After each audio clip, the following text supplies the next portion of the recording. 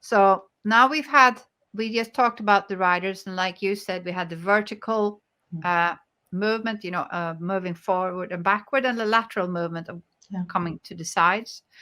And then we look at, okay, what do the horses look like today, and what parts of the horse are unstable in the first place? So we normally today we have a little bit of a weaker neck, and we ride them earlier. Then you have the rib cage and neck junction that is very much under pressure today, because if the nose gets down, that this junction gets pressed down and compressed. Then we have the back and the pelvic junction that is also weak. We are basically training horses 4 years before this junction has grown together and can withstand the horse engaging properly or speeding properly or jumping a lot or doing a lot of collection. So what I've done here is basically I made a little chart and said, okay, what will cause instability in a horse and what may make that horse more stabilized? So if you have a very young horse that is untrained, it will have less stability. If you have a horse with very long limbs, it normally will have less stability. If it has a very long shoulder, that shoulder blade will move more and further, and there will be lack of ligaments that create stability. Today we have starting to get a high ratio of the ECVM, which is then a malformation in the junction between the first rib and the first neck vertebrae.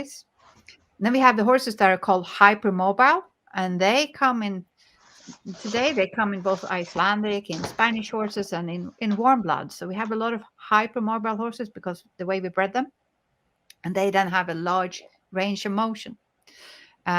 So if we don't add any stability training to this young horse, if we don't help this horse to get a better proprioception and work with, having stronger muscles and stabilizing, if we add an unstabilized rider and a very soft saddle, you can imagine that we get larger problems. So then as it comes into medium, you may have a sturdier horse. You have a lot of cobs in UK, and they will actually probably withstand a lot more than all these warm bloods do. So there's a good reason for riding them if they're not too wide for you. So a horse that isn't as long-legged or that is a bit more sturdy, that has a wider rib cage, that is not hypermobile, that horse will be slightly more stabilized. And if you get further down with the education and you've done some training, it will have more muscle mass and it will be able to deal with unbalances easy. And then you get to, the most stabilized horses are the ones that have been most trained. They may have been a bit sturdier and had less range of movement from the start, but you can actually shorten the range of movement in horses. And that's what the really good riders do with dressage horses today. You limit the range of motion. You create movements that are actually shorter to get these horses so that they don't end up where they are too far out and get fatigued. So if we move to the next picture, you'll see where I'm going with this.